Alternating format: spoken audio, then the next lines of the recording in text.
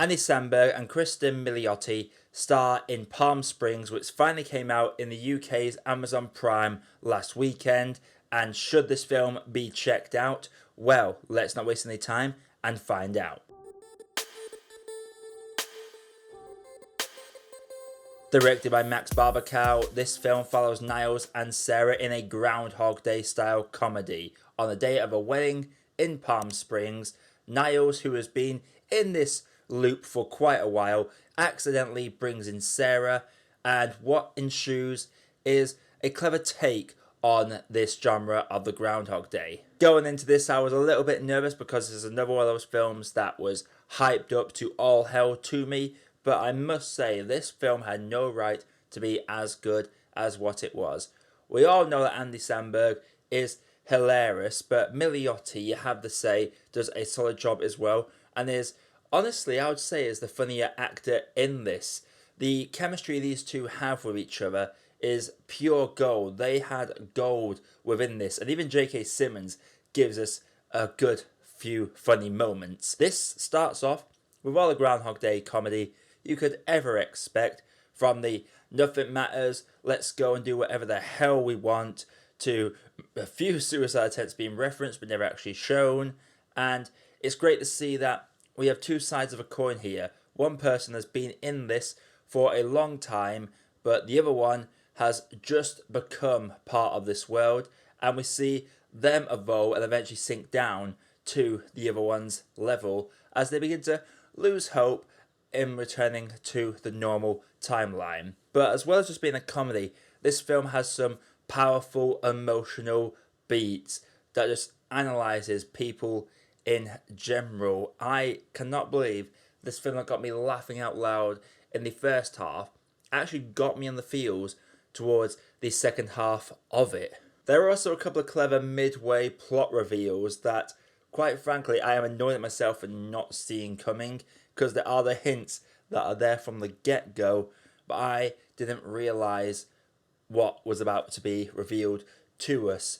I love the revelations, and I love how it just goes to show what people can do with their time. One character just does whatever the hell they want every day, yet one person uses that day to basically try the hardest to learn a specific thing, and they spend a long time learning that specific thing, which is almost a bit too close to home when it comes to the two kinds of people during lockdown. I tried learning Japanese for about 2 months at the start of lockdown, but unfortunately I kind of tailed off a little bit once I got to a bit that was a bit too hard. Should get back into that, but coming back to the review, the two characters, the two opposite outlooks, and their contrasting personalities, but the way they blend together romantically and comedically is by far is the glue that holds this movie together.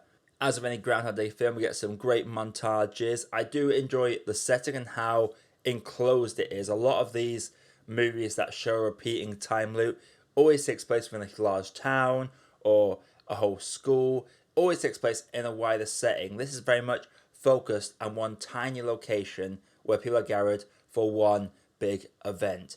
That is a nice little twist on the setting, and quite frankly, I kind of wish the film ended about 3 minutes before it did, because with how powerful the film gets towards its final act and the final revelations, there was a point where if it ended open-ended, I would have been perfectly fine with that, because the whole message is not about what happens, it's just about living in the here and now and valuing what you have around you. There are some great romantic speeches in this. It really goes against the grain when it comes to every single romantic comedy out there. It tries to do things different and bend the stereotypes as much as humanly possible, and it does a solid job on that. Honestly, my only real flaws is that, in terms of my flaws for this, honestly, the only one I've really got is what happens to a specific character. That is a bit spoilery territory, and there are a couple of characters that never really get their comeuppance, but you can also kind of see why they didn't get their comeuppance. But those are the only couple of minor gripes that I have within this, because you go in expecting a run-of-the-mill comedy about a day repeating itself and repeating itself, but with a twist that it's two people and one person has been there considerably longer than the other one.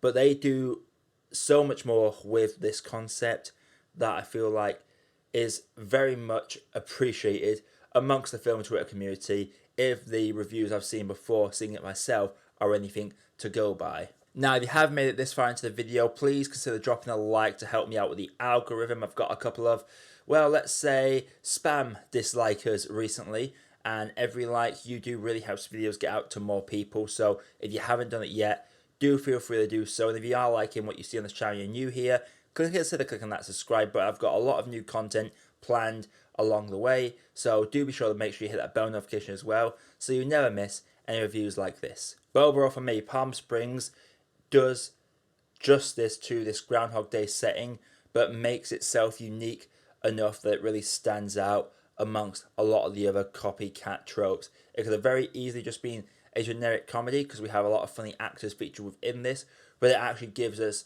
some very heartfelt, strong moments, and balancing the comedy with emotion is a very difficult scale to balance, but I feel like this film does it perfectly.